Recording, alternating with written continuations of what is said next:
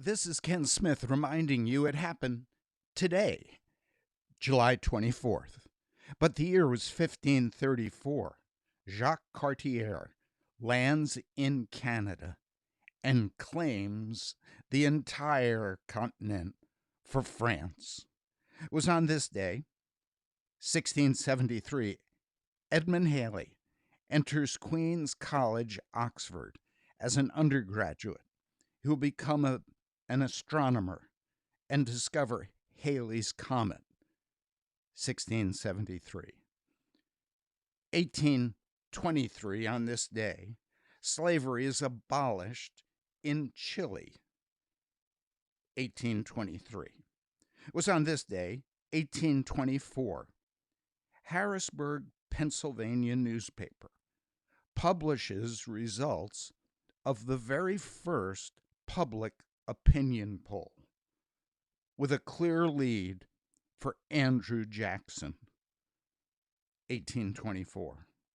It was on this day, 1847, Brigham Young and his Mormon followers arrive at Salt Lake City, Utah, 1847. It was on this day, 1901, that writer O. Henry is released from prison in Austin, Texas, after serving 3 years for embezzlement from a bank, 1901. It was on this day, 1911, American explorer Hiram Bingham discovers Machu Picchu, the lost city of the Incas, 1911.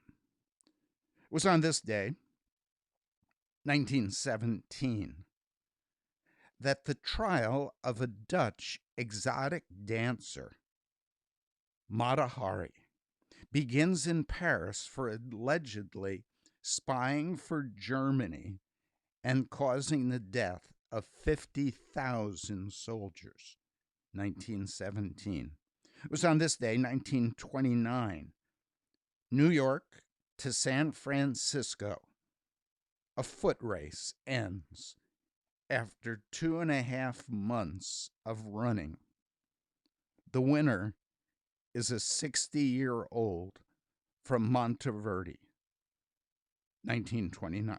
It was on this day, 1952, High Noon, the American Western film, is released, starring Gary Cooper, 1952. It was on this day, 1963, that the Unification Church plans and conducts a wedding for 124 members of the cult, 1963. It was on this day, 1965, Bob Dylan releases Like a Rolling Stone, 1965. It was on this day, 1967, that the modern palliative care and hospice movement began in London, England. It was on this day, 1969, having walked on the moon for the first time, Apollo 11 returns to Earth, 1969. It was on this day, 2017, that Donald Trump's son-in-law, Jared Kushner, says he did not collude with Russia after meeting with Senate investigators. And it was just 1 year ago, today, 2019, Facebook agrees to pay $5 billion in fines. It's the largest ever for violating consumer privacy laws established by the U.S. Federal Trade Commission, 2019. But all this happened in the past. This is July 21st, 2020. Only 1 in 10 Americans think that daycare centers, preschools, or K through 12 schools should open this fall without any restrictions, according to a new poll. Most think mask requirements and other safety measures are necessary to restart in person instruction.